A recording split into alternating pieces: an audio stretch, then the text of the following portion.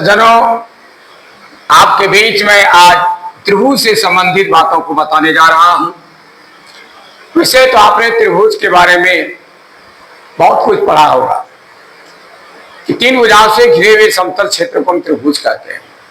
साथ ही साथ त्रिभुज में तीन अंग होते हैं। सबसे पहला तो ये देख रहे, ये शीर्ष है, ये आपका ये भी शीर्ष है, ये शीर्ष है। तीन शीर्ष होते हैं। दो रेखाएं या दो भुजाएं या दो रेखाखंड जब एक बिंदु पर आकर मिलती है तो वह बिंदु शीर्ष बिंदु कहलाता है। ये शीर्ष बिंदु है, ए शीर्ष बिंदु, बी शीर्ष बिंदु, सी शीर्ष बिंदु। फिर है तीन भुजाएं होती है, ए बी एक भुजा, ए सी दो भुजा, बी सी तीन भुजा। शीर्ष को हम एक बिंदु के नाम से, एक नाम से जानते हैं और भुजाएं हम दो नाम से जानते हैं। ए बी दो नाम से बोला जाता है, ए सी दो हुआ, बी सी दो नाम से उसको हम संबोधित करते हैं, बतलाते हैं। और वही फिर तीसरा नंबर कौन है। कौन जो देख रहे हैं ये कौन है। जिस कौन को बता रहे हैं उसका नाम बीच में होना चाहिए। बी को बताना है ए बी सी या सी बी ए सी बी या बी सी ए, या इसको बताना है बी ए सी या सी ए बी हम बोल सकते हैं। ये तीन पार्ट है, तीन त्रिभुज, तीन भुजाएं और तीन शीर्ष, जिसका नॉलेज आपने ले चुका है। और साथ ही साथ इनके 6 भेद भी होते हैं। एक भुजा के अनुकूल, भुजा के अनुसार 3 भेद, समबाहु, समद्विबाहु, विषमबाहु, और एक कोण के आधार पर न्यून कोण, समकोण त्रिभुज और अधिकोण त्रिभुज। आज मैं त्रिभुज के आंतरिक, इसके अंदर क्या क्या बातें और होती है, इसके बारे में मैं विशेष जानकारी देने जा रहा हूं। यदि आप पहली बार इसको सुन रहे हैं, देख रहे हैं, तो आपसे एक छोटा सा रिक्वेस्ट है कि मेरे चैनल को अवश्य सब्सक्राइब कर लें, ताकि हमें वीडियो बनाने में उत्साह मिले, हम आपकी सेवा लगातार करते रहें। तो आइए मैं इसके संबंध में कुछ बता रहा हूं। सबसे पहले ये जान लें कि सबसे पहली बातें हैं इसके अंदर में, वह है माध्यिका।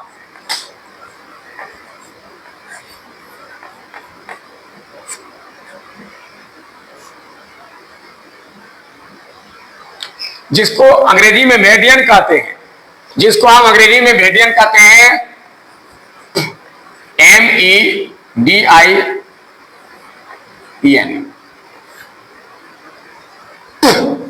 तो माध्यिका किसको कहते हैं, पहले इसके बारे में आप जान लें। किसी भी त्रिभुज के शीर्ष बिंदु से सामने की भुजा पर खींची गई वैसी रेखाएं जो आधार को 2 बराबर भागों में बांटती है। यानी शीर्ष बिंदु से सामने की भुजा पर खींची गई वैसी रेखाएं जो सामने की भुजा को या आधार को बराबर 2 भागों में बांटती है। यदि ए शीर्ष से एडी भुजा बीसी को 2 बराबर भागों में बांट रही हो, ठीक है, तो निश्चित रूप से यह एडी क्या हो गया, माध्यिका। पहली माध्यिका क्या हो गया आपका, एडी। दूसरी माध्यिका फिर उसी तरह होगा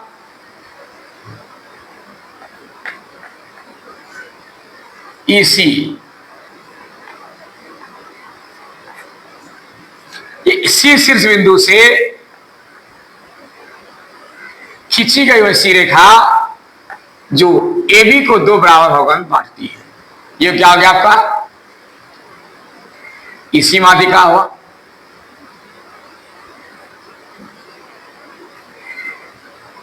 ठीक उसी तरह बी एफ,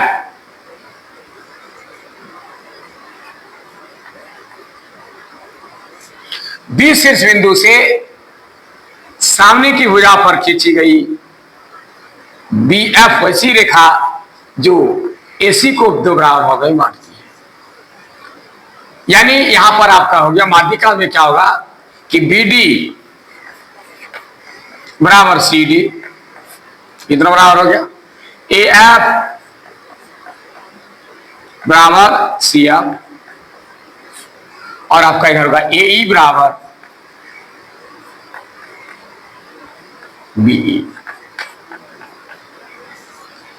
हमेशा इस बात को याद रखें कि माध्यिका सामने की दो भुजाओं को बराबर भागों में बांटती है। इसको हम दूसरे तरफ से ये बोल सकते हैं कि सामने के शीर्ष से खींची गई वैसी रेखाएं जो आधार को दो भागों में बांटती है, ऐसा ही बोल सकते हैं।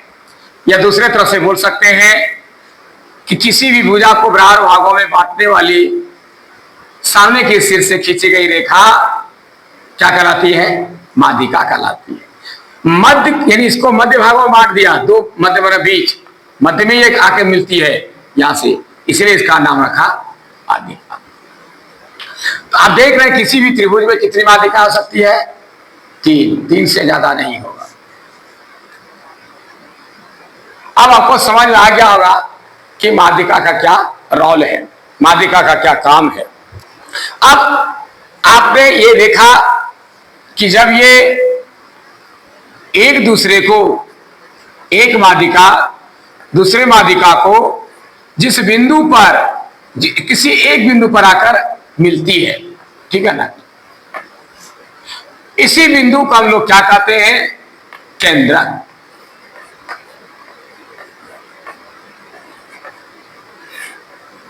इसी का नाम क्या है? केंद्रक, सेंट्राइड।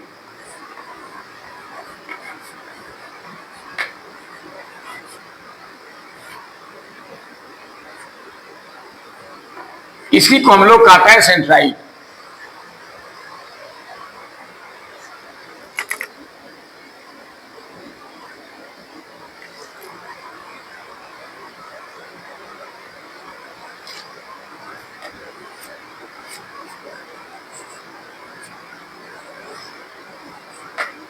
इंग्लिश इसको सेंट्राइड कहते हैं। अब केंद्रक की परिभाषा क्या होगी इसको जान लीजिए।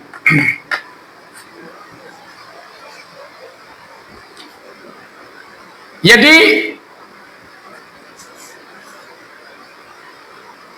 एक से अधिक माध्यिका,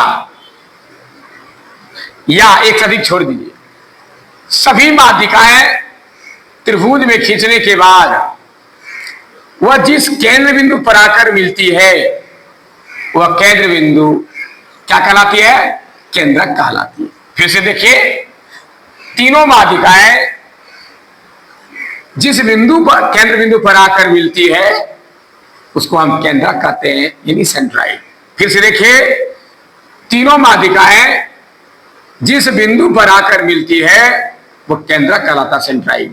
और ये बिंदु याद रखिएगा, सभी माध्यिका की भुजाओं को, माध्यिका की रेखाओं को 2:3 में बांटती है, 2:1 भाग में बांटती है।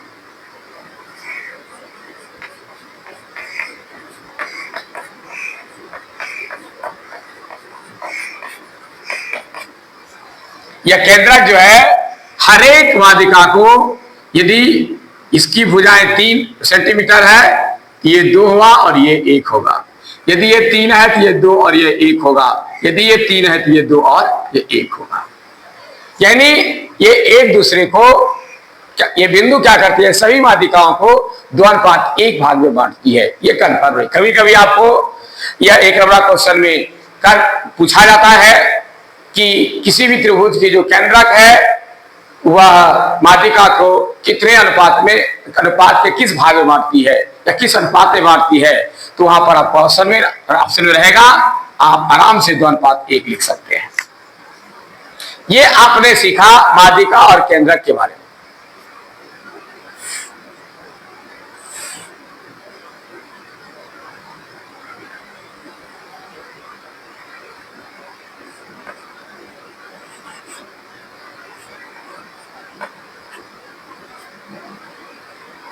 अब देखिए,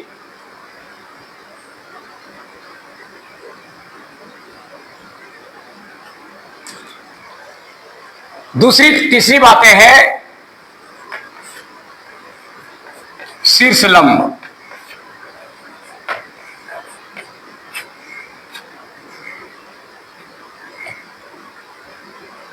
ठीक है। तीसरी बात है शीर्षलंब। इस त्रिभुज में आप सीखेंगे कि त्रिभुज के अंदर शीर्षलंब कैसे होता है। इसको अंग्रेजी में कहते हैं एल्टीट्यूड।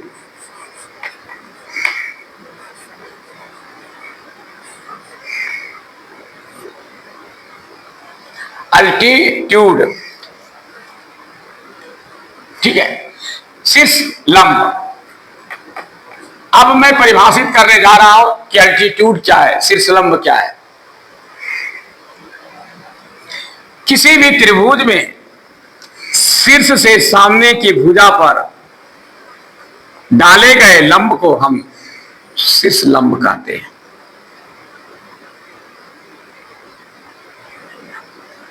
देख रहे हैं आप, किसी भी त्रिभुज में किसी भी शीर्ष लंब से सामने की भुजा पर डाले गए लंब, दोनों में क्या अंतर है। ये जो खींचा गया है ये कोई गारंटी नहीं कि लंब है, ये लंब भी हो सकता है और नहीं भी हो सकता है, लेकिन यहां फिक्स है कि यह लंब होगा ही।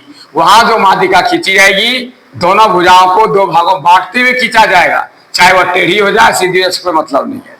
लेकिन यहां पर हमको ध्यान देना है कि यह रेखा इस तरह से खींची जाए कि यहां आकर लंब बना 90 डिग्री का कोण बनाना चाहिए, ठीक है। दूसरा देखिए,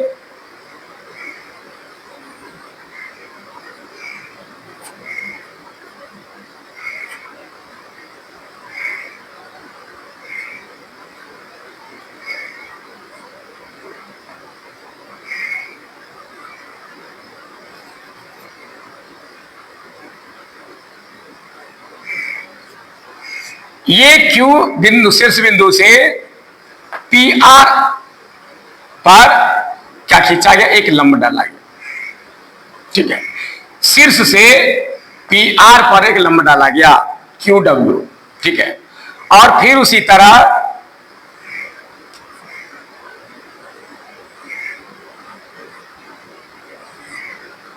इस पर भी एक लंब डाला जाएगा,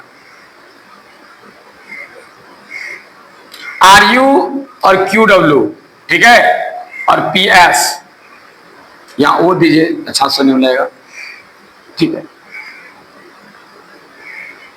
या टी दीजिए यहां पर। तो ये आप देख रहे हैं शीर्ष लंब। इसकी परिभाषा क्या हो गई, किसी भी त्रिभुज के शीर्ष बिंदु से सामने की भुजा पर खींचे गए लंब को, अर्थात जो 90 डिग्री का कोण बनाए, वह क्या कहलाता है, शीर्ष लंब होता है। तो किसी भी त्रिभुज में 3 शीर्ष लंब होते हैं, इसको भी याद रखें, शीर्ष लंब 3 होगा। और ये शीर्ष लंब का नियम है कि ये भुजा को 2 भागों में बराबर भागों में नहीं बांटती। ये कन्फर्म नहीं है, ये नहीं सोचेगा कि माध्यिका सामने भुजा को 2 भागों में बांटती है कि ये भी बांटेगी, ऐसा नहीं हो सकता है। ये हमेशा ध्यान में रखें कि ये त्रिभुज को ये भुजा को 2 भागों में नहीं बांटती है, ठीक है।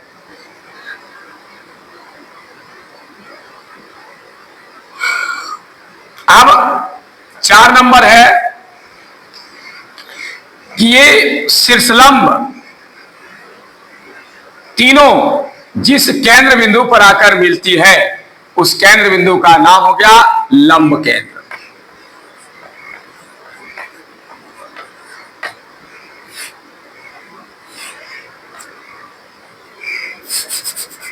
क्या नाम हुआ, लंब केंद्र।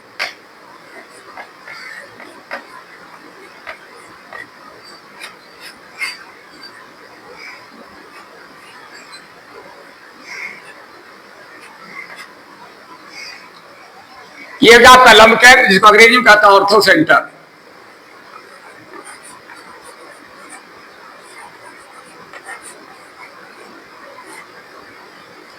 अंग्रेजी में इसको कहते हैं ऑर्थो सेंटर, लंब केंद्र। अब लंब केंद्र किसको कहते हैं, आप परिभाषित कर सकते हैं इसको, ठीक है, कि किसी भी त्रिभुज में तीनों शीर्षलंब जिस बिंदु पर आकर मिलती है वह क्या कहलाती है, लंब केंद्र कहलाती है।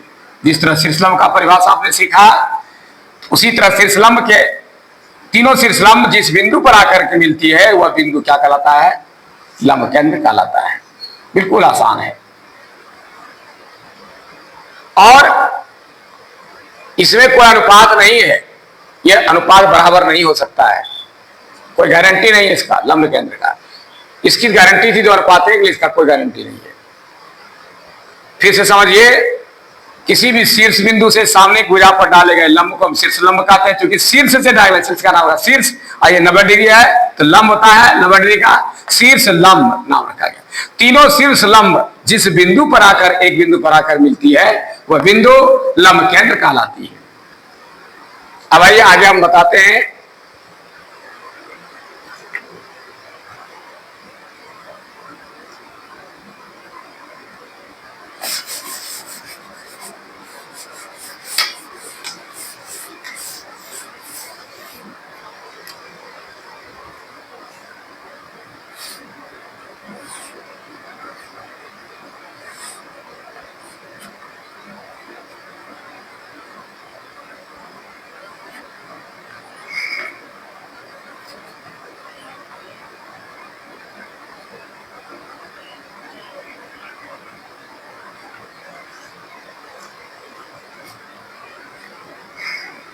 अब है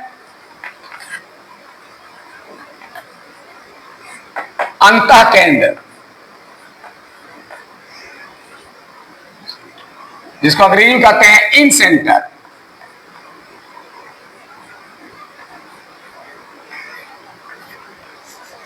अंतः केंद्र, फिर से देखिए इसका नाम क्या है, अंतः केंद्र, इसको इन सेंटर कहते हैं। इसकी परिभाषा क्या होगी, किसी भी त्रिभुज में इसकी भी संख्या कितनी होगी, संख्या इसमें नहीं होगा। चलिए इसकी परिभाषा देखिए, अंतः केंद्र किसी भी त्रिभुज में किसी दो भुजाओं को, किन्हीं दो भुजाओं को यदि हम दो बराबर भागों में बांटते हैं तो वह बांटने वाली रेखाएं दोनों जिस शीर्ष बिंदु पर आकर मिलती है वह शीर्ष बिंदु क्या कहलाता है, अंतः केंद्र कहलाती है। फिर से देखिए, किसी भी त्रिभुज में, ये देखिए पहले अंतः होना भीतर होता है, इसको जान लीजिए, अंतः होना क्या हुआ, भीतर। फिर से समझा रहा हूं, पहले वाली परिभाषा जो है मैंने एक उल्टा बोल दिया है, ठीक है, क्षमा करेंगे, आगे मैं फिर से इसको समझा रहा हूं। वो परिकेंद्र का परिभाषा में बता दिया, ठीक है ना। ये देखिए, जब किसी भी त्रिभुज में तीन कोण होते हैं, किन्हीं दो कोणों को बराबर भागों में बांटा जाए तो कैसे बांटेंगे, इसका नियम है, आप 1.5 सुई को ले लें, देहाती भाषा में 1.5 सुई और शुद्ध भाषा में उसको कंपास बोलते हैं, ठीक है ना। कंपास को ले लें और आधा से अधिक दूरी लेकर उसको क्या करें, इधर से चाप काटे इस बिंदु से रखकर, और फिर आधा से अधिक दूरी लेकर उसी दूरी से नाप करके आधा से अधिक दूरी से कंपास का लेकर के कंपास को चिन्ह मार देंगे और उसी नाप से यहां से लेकर यहां चिन्ह मारेंगे, ठीक है। जिस बिंदु पर आकर के मिलेगी, ठीक है, उस बिंदु से उस बिंदु का मिला दें। अब तो मिला दिया, ये मिला दिए, इसका नाम क्या हो गया आपका, कोण समद्विभाजक। इसका क्या नाम हुआ, कोण समद्विभाजक रेखा। ये CD जो है, पहली रेखा क्या होगा, CD, ये कोण समद्विभाजक हुआ। फिर किन्हीं दो को करना है, तीनों का जरूरत नहीं है, किन्हीं दो कोणों को, ठीक है ना, दो भागों में बांटना है। इसको बांट ले, इसको लीजिए, इसमें भी 1.5 सुई यानी अर्थात कंपास को यहां रख करके आधा से अधिक दूरी बढ़ा के ले लेंगे। लेने के बाद एक चाप कटेगा, ठीक है ना, इधर से, और ठीक है, और फिर उसी नाप से क्या करेंगे हम, इधर भी चाप काटेंगे, जिस नाप से मैंने चाप इधर उधर काटेंगे उसी नाप से यहां भी और यहां भी काटेंगे। उसके बाद क्या करेंगे, फिर इसको हम क्या करें, मिला देंगे। मिलाने के बाद जिस तरह यहां किया उसी तरह मैंने यहां भी किया था, यहां से चाप काटिए, फिर यहां से चाप काटिए, इस बिंदु से को मिला देना है, ठीक है। यहां भी क्या करना है, बाहर का बिंदु बनाने की जरूरत नहीं है, आप आधा से दूर लेकर एक चाप इधर से, इससे एक चाप इधर से काट लें, और इस दोनों बिंदु को मिलाकर यहां खींच दें। यह जो ए रेखा है यह भी आपका क्या हो गया, कोण समद्विभाजक ए रेखा। आप देख रहे हैं कि ये दोनों रेखा जिस बिंदु पर आकर मिलती है इस बिंदु का नाम क्या हो गया, आपका अंतःकेंद्र। याद रखिए इसको, क्या नाम है इसका, अंतःकेंद्र। फिर से देखिए, किसी भी त्रिभुज में किन्हीं दो कोणों को समद्विभाजित करने वाली रेखा यानी कौन समद्विभाजक रेखा जब एक दूसरे को जिस बिंदु पर आकर के क्या करती है, प्रतिच्छेदित करती है, आकर मिलती है, वह बिंदु अंतःकेंद्र कहलाती है। समझ गए कि किसी भी त्रिभुज में कौन किसी दो कौन समद्विभाजक रेखाएं, कोई दो समद्विभाजक रेखा खींची जाए और वह जिस बिंदु पर आकर के मिले, एक दूसरे को काटे, वह बिंदु क्या कहलाएगी, अंतःकेंद्र कहलाएगा। समझ गए ना। कौन को दो भागों में बांटा, आप इसको बांट सकते हैं, इसको बांट सकते हैं, इसको बांट सकते हैं। तो मैंने भी इसको बांटा। ये रेखाएं और रेखाएं जिस बिंदु पर आकर मिल रही है, यह बिंदु जो आपका अंतःकेंद्र कहलाएगा। जब आप किसी भी त्रिभुज, जब आपको 10 क्लास में ये सवाल दिया गया है, ये 9 और 10 दोनों में है, 9 और 10 ये दोनों की चीजें हैं, समझ लीजिए। ये नहीं सोचिएगा कि सिर्फ 10 के लिए है या 9 के लिए है, दोनों के लिए है। आप इसको जान लीजिए कि यदि आपको अंदर में वृत्त खींचना है, जिसको कहते हैं अंतर्वृत्त, ठीक है, किसी त्रिभुज के अंदर यदि वृत्त खींचना है, यह सवाल रहेगा आपको, किसी त्रिभुज के अंदर वृत्त को खींचना है तो आपको सबसे पहले यही अंतःकेंद्र निकालना होगा। क्या करना होगा, अंतःकेंद्र। तो क्या करेंगे आप, किन्हीं दोनों कोणों को समझाइश करेंगे, ये बिंदु से क्या करना है, इस पर लंब डालेंगे, किस पर, सामने की भुजा पर। तो यहां से क्या करेंगे, 1.5 का नोक रख करके इसको दो भागों में बांट लेंगे और इसको आधा से अधिक दूरी करके कर लेंगे और इसको मिला देंगे। ठीक है, मिलाने के बाद इस बिंदु को मिला देंगे। मिलाने के बाद ये जहां कटेगा ये हो गया आपका कौन सी, त्रिज्या हो गया, और यहां पर 1.5 का नोक रख करके इसको घुमा देंगे तो यह क्या हो गया आपका अंतर्गत वृत्त, अंतःवृत्त, इसका नाम है अंतःवृत्त। अंत भीतर में वृत्त, न वृत्त, त्रिभुज के भीतर वृत्त बनना अंतःवृत्त कहलाता है। तो अंतःवृत्त खींचने के लिए, इसको खींचने के लिए आपको क्या करना होगा, अंतःकेंद्र निकालना हो, और अंतःकेंद्र निकालने के लिए आपको किन्हीं दो कोणों को समद्विभाजित करना होगा। और कौन समद्विभाजित करने के लिए, आधा से अधिक दूरी लेकर इधर से 4 काट कर और इसको मिलाना, इस बिंदु से इस बिंदु को मिलाकर खींचना होगा। किन्हीं दो कोणों को जिस बिंदु पर आकर के मिले वहां से आपको यहां क्या करना है, काट लेना है। आपको यहां से सेंटर पे रख करके, अंतःकेंद्र पे रख करके आप 1.5 के 9 को यहां रख दें और रेट को यहां से जहां तक कटे काट करके एक हिस्सा बना लें, और इसी को दो भागों में बांटकर जिस बिंदु से बिंदु तैयार हो यहां उस बिंदु से पूरे मिला के दें। ये रेखा जहां पर आके मिले वो बिंदु और ये बिंदु त्रिज्या हो गया, और यहां से रख करके आप घुमा लेंगे, ये सब में टच करेगा तीनों तरफ। इसमें से जब तक तीनों में टच नहीं करेगा ये सही नहीं होगा। यदि एक तो टच करे या ना करे तो समझिए गलत है। ये मैं आपको बताया अंतःकेंद्र। अब मैं एक तो और बताने जा रहा हूं, इसका नाम है परिकेंद्र।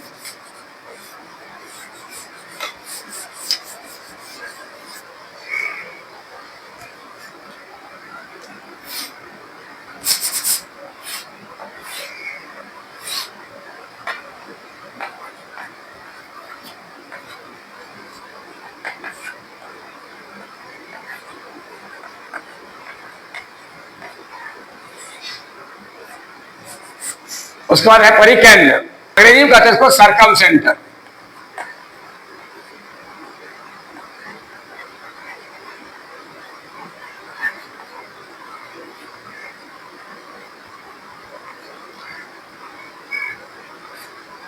सर्कम सेंटर, परिकेंद्र। अब देखिए परिकेंद्र, परि माने क्या था, घेरा, केंद्र माने सेंटर। परिकेंद्र का निर्माण कैसे होता है, आपने पहले क्या देखा कि कौन को समद्विभाजित किए थे आप, इस बार क्या करना है, भुजा को समझात करना है। ठीक है, किन्हीं दो भुजाओं को किसी भी त्रिभुज के किन्हीं दो, जिस त्रिभुज में आपको परिकेंद्र ज्ञात करना है या परिकेंद्र की परिभाषा लिखनी है, तो क्या करना है, जिस त्रिभुज किसी भी त्रिभुज में किन्हीं दो भुजाओं के समद्विभाजक रेखा जिस बिंदु पर आकर के मिलती है वह परिकेंद्र कहलाता है। मैं खींच कर दिखा रहा हूं आपको। क्या करूंगा, यहाँ आधा सजीगुरी लेना है और एक चाप यहाँ काटना है, एक चाप यहाँ काटेगा, फिर उधर से लेंगे चाप इधर और इधर काटेगा और इस बिंदु से तीनों को मिला दीजिए। ठीक है, फिर किसी दोनों से एक भुजा को करें, इसको करें, आधा से दूर लेंगे तो यहाँ पर आएगा, फिर यहाँ भी चाप कटेगा, फिर यहाँ से उधर से काटेंगे तो चाप कटेगा। ठीक है, अब इसको क्या करें, इस बिंदु से आपकी मिलाइए। मिलाने के बाद जिस बिंदु पर आकर के मिले वह बिंदु का नाम हो गया परिकेंद्र। याद रखिएगा, इसका क्या नाम है, परिकेंद्र। फिर से देखिए, किसी भी त्रिभुज में किन्हीं दो भुजाओं को बराबर भाग में बांटने वाले समद्विभाजक रेखा, ठीक है, जिस बिंदु पर आकर के मिलती है वह बिंदु क्या कहलाता है, परिकेंद्र कहलाता है। अब परिकेंद्र से क्या था, परिवृत्त खींचा जाता है। परिकेंद्र से क्या खींचा जाता है, परिवृत्त, यानी वृत्त के बाहर, ये परिवृत्त त्रिभुज के बाहर वृत्त खींचा जाता है, इसको कहते हैं परिवृत्त। परिवृत्त बनता है बाहर से वृत्त का घेरा, परि में बाहर से वृत्त में खींचा गया वृत्त, परि में घेरा वृत्तम वृत्त। वृत्त का घेरा किसी त्रिभुज में यदि बाहर से वृत्त का घेरा है तो वह त्रिभुज का क्या कहलाएगा, परिवृत्त कहलाएगा। ठीक है ना, परिवृत्त खींचना कहलाएगा। और यह परिवृत्त खींचने के लिए आपको परिकेंद्र की आवश्यकता है, जो मैंने अभी आपको निकालने के लिए बताया। ठीक है, परिकेंद्र, तो परिकेंद्र का फिर से परिभाषा देखिए, किसी भी त्रिभुज में किसी दो भुजाओं को समद्विभाजक करने वाली रेखा जिस बिंदु पर आकर मिलती है वह बिंदु परिकेंद्र कहलाता है, सर्कम सेंटर। और इसी से क्या करेंगे, इसी बिंदु से अब हमको कैसे खींचना है, इस बिंदु से इसको 150 का 9 क्या रखिए और 1 यहाँ रखिए, या मिलाइए, तीनों बराबर होगा। यहां से यहाँ का दूरी ये तीनों बराबर होगा। अब बराबर जब है तो यहाँ 150 का 9 करके त्रिभुज बनाएंगे। ये देखिएगा, जब बनाने लगेंगे तो तीनों से गुजरेगा। ठीक है, तो मेरा ब्लैक बोर्ड पर है तो ये सही नहीं हो पाया, लेकिन आप जब खींचेंगे वहां बिल्कुल सही हो जाएगा। ठीक है, तो बच्चों में त्रिभुज के अंतर्गत इतनी सारी बातें जो इससे संबंधित थी मैंने आपके सामने रखा।